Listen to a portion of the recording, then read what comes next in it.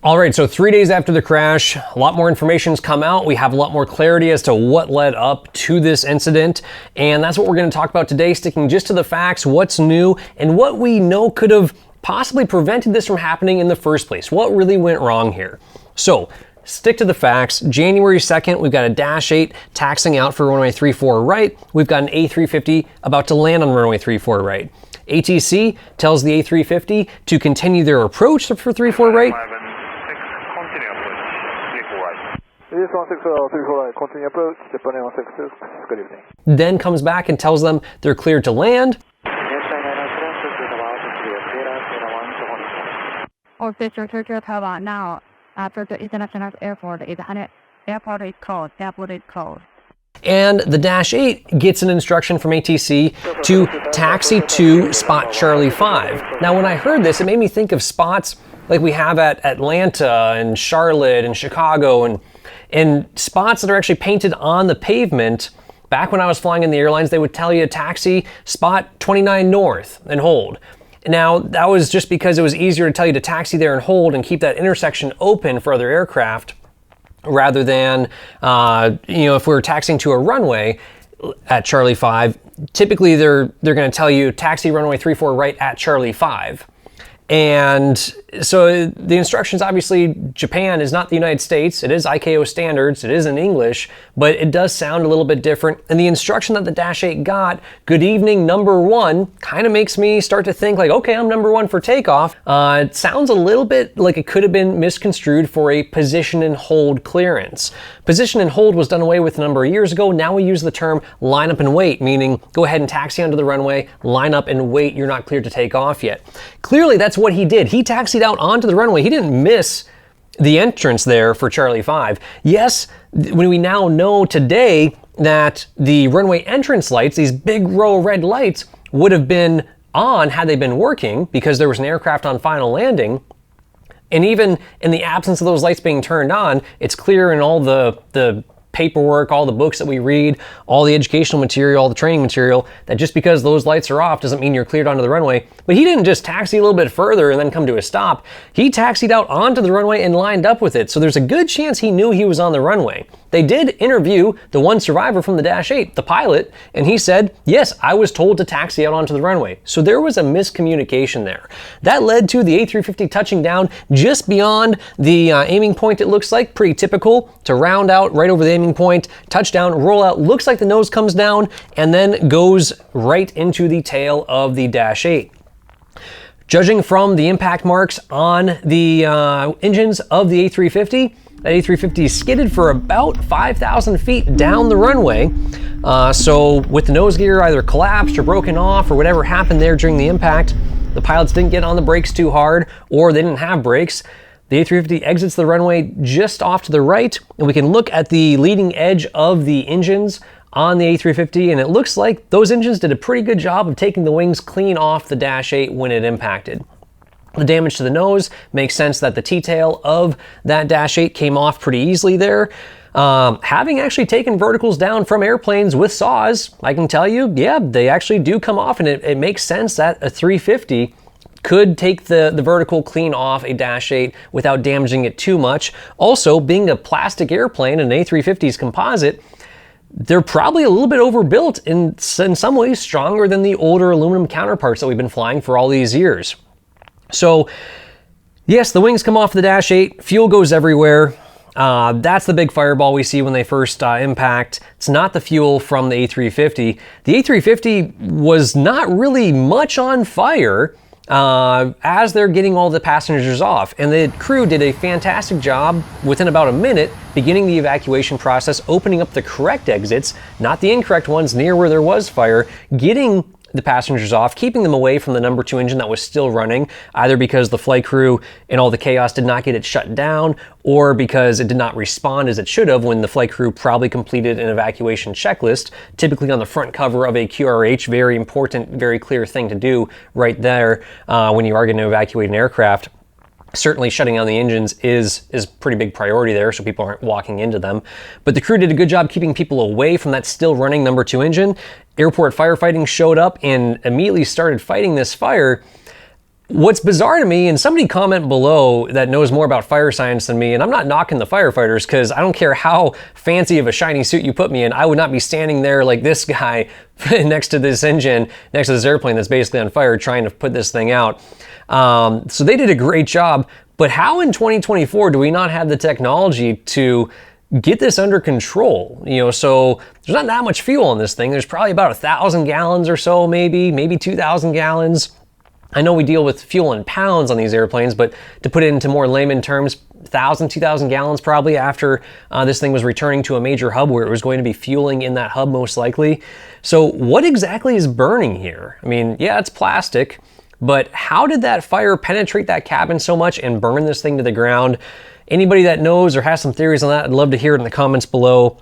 It just seems that in 2024 we would have better plumbing along the side of the runway to dump more foam and water and fire suppressant on this thing, a better way to just essentially cut off the oxygen to the fuel, some way to contain this, to preserve it for the accident investigators and if there was anybody else trapped on board still. But bottom line, we've got a Dash 8 with no ADS-B. We've got the runway entrance lights out of service. Maybe that played a part, maybe not. It seems like the pilot intended to go out onto the runway and line up and wait. So not like those lights would have played a big role, but maybe it would have been just enough to push him over the edge to break through that confirmation bias, because that's really, it really sounds like happened here. He expected to be out onto that runway, that he was supposed to be there, and everything that happened to that point was just confirming that. And so he didn't really have anything to challenge it. Now, the A350 gets confirmation bias of you're cleared to land and you should have a clear runway. So there's some confirmation bias there that if we're clear to land, it's safe to do so, not constantly asking yourself, why would it not be safe to land? What could possibly be out there? This is a runway with touchdown zone lights, centerline lighting, and that was about an 85-foot wide, 80-some foot long object blocking a good 4 or 5 centerline lights at least halfway down the runway that they possibly could have noticed. So if we're going to put any blame on the A350 pilots at this point, you can say, well, this wasn't their fault. Sure, it's not, but as a pilot, it's always your fault. Once you get that pilot certificate and you step into that cockpit, you forego being able to blame this on anybody else. Whatever happens is going to be your fault for whatever role you play in it. Now we have to appreciate the irony here of not having ADS-B on the Dash 8, because the same thing happens here in the United States, where the US government required all of us small aircraft owners to install ADS-B on our airplanes if we're going to be flying above 10,000 feet and doing all that stuff in 2020.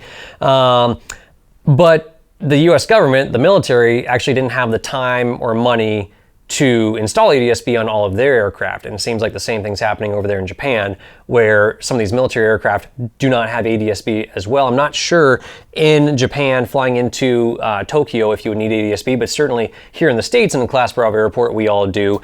ADS-B could have helped here alert the A350 crew that there was an aircraft on the runway. Also, what role did ATC play in all of this, not detecting that there was a Dash 8 on the runway? So there's really 3 parties to blame here. You don't get to just blame the Dash 8 for messing up. He messed up, but it's a chain of events that ATC did not detect, the A350 did not detect, and neither did the Dash 8 pilot. He didn't detect that he wasn't actually cleared out onto that runway. So could have the runway entrance lights played a part? Maybe it would have made him ask the FO one more time, hey, were you sure you were cleared? Maybe it would have made him query ATC.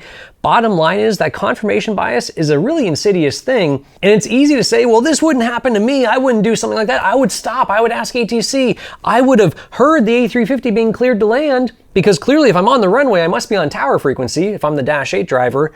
And so I would have heard the A350 cleared to land on tower frequency and knock on out there. I would have been paying attention, or I would have been the FO and I would have heard that and told the captain.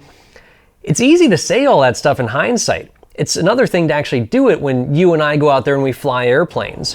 One thing that they're going to look at here is confirmation bias and is power distance index and culture.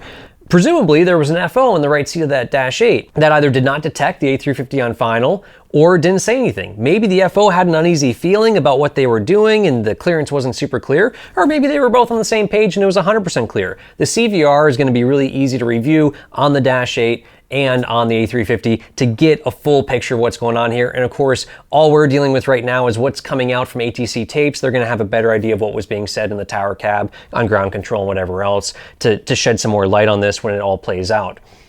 a big thing that the Eastern Airlines have been working on for the last 30 years and Western Airlines is CRM.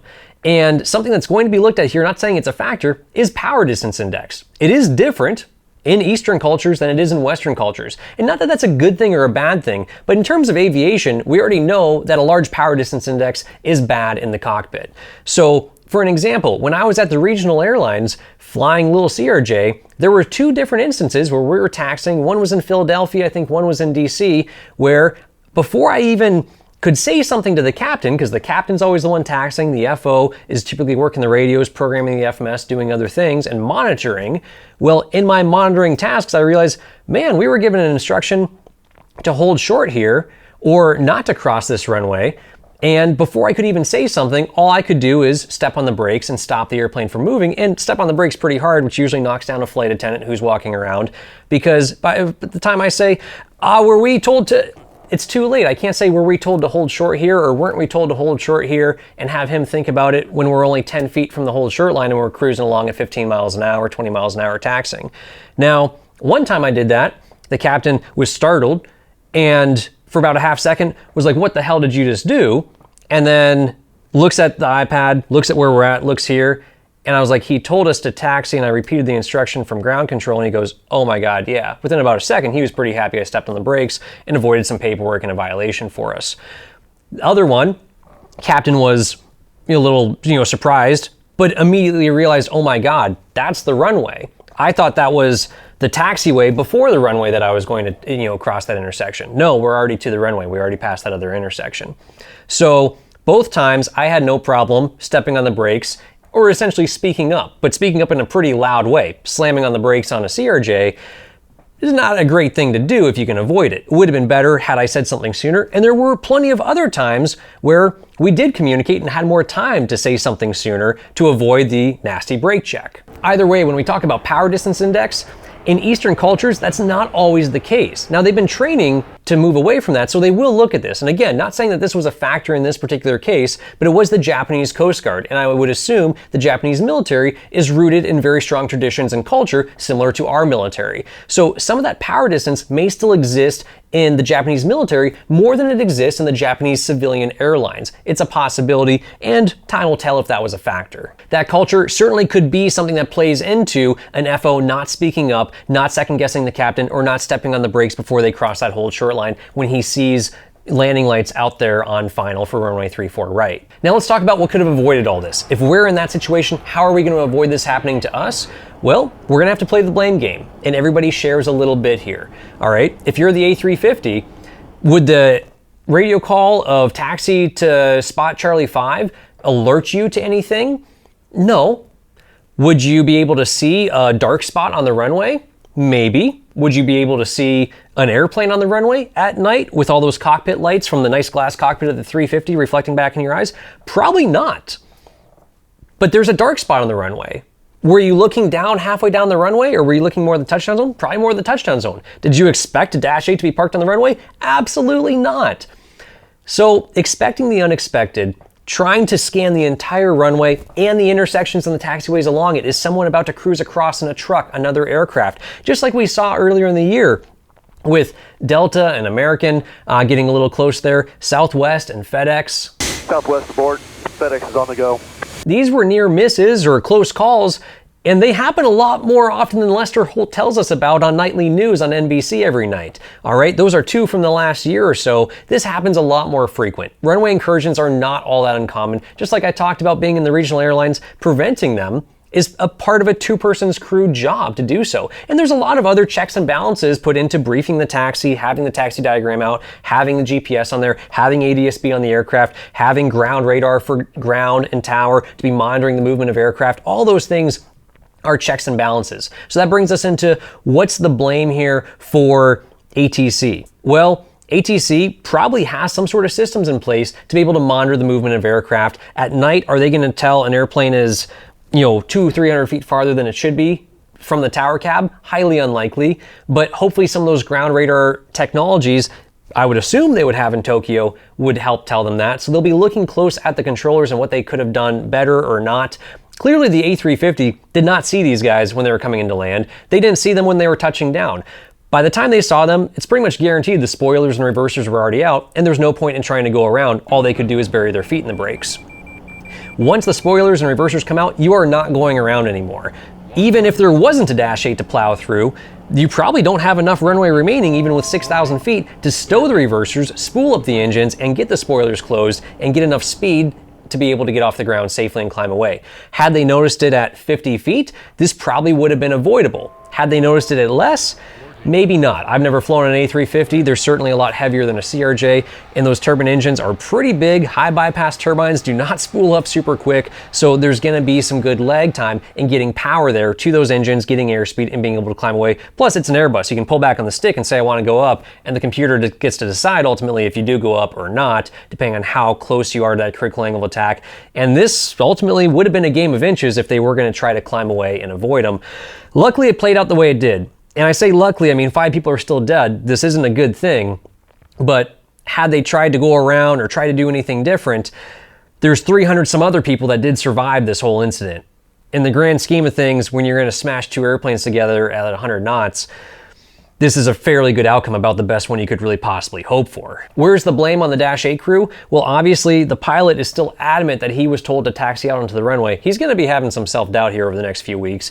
It's terrible. He's responsible for 5 people dying. I'm not sure how standard that radio communication was between him and ATC, being that I don't fly in Japan very often, or ever, but I can tell you it's not standard for here, and if it was not standard like that, that's a huge red flag as well on the part of ATC and for that Dash 8 captain. Now, the CVR is going to tell us a lot more about what transpired in the cockpit of the Dash 8. Hopefully it was equipped with one, so we can actually hear the communications, and if the FO and the rest of the flight crew was brought into the equation and there was good CRM, or if that was a real factor here of having poor CRM that possibly led to the airplane not being where it was supposed to be. The other thing is, I'm not sure, hopefully the flight data recorder will tell us, what was the light status on the Dash 8, meaning were the landing lights, the nav lights, the strobes, all that stuff on. The most important thing you can do, and it is standard procedure for US carriers, when you are on a runway or crossing a runway, all the lights go on. You reach up, you flip all those light switches. Strobes, landing lights, taxi lights, you make it bright. Logo lights, everything's nice and bright and obvious. What can we see here in the footage? It's really hard to see what lights were on, if any. It looks like a pretty dark spot there where they impact. But what can we do as pilots ourselves? Well, make your airplane conspicuous. We talk about, especially with little airplanes, lining up at night off center line. If you're given a line up and wait clearance, line up and wait off center line so that your strobes and your landing lights don't blend in with the centerline lighting or the other lights, and they don't look so symmetrical. It looks like something's amiss. It's more easy to detect when you're out there on final. It is very hard to see at night. I'm not knocking the A350 crew. I'm saying they could have detected a Dash 8 that was on the runway potentially. Would I have detected it if I was them? Probably not. Probably would have done the exact same thing. Probably wouldn't have detected it until my landing lights lit it up on the landing rollout. I'd like to think that I'd be more alert and more cautious and asking myself what could go wrong here on this landing. But man, what a routine flight. You know, it's easy to just get into that routine. And I can tell you, the easiest job I've ever had in my life was being an airline pilot. There was nothing more routine and boring than that, aside from when I was working in a warehouse when I was 18 years old, packing up parts and boxes all day long.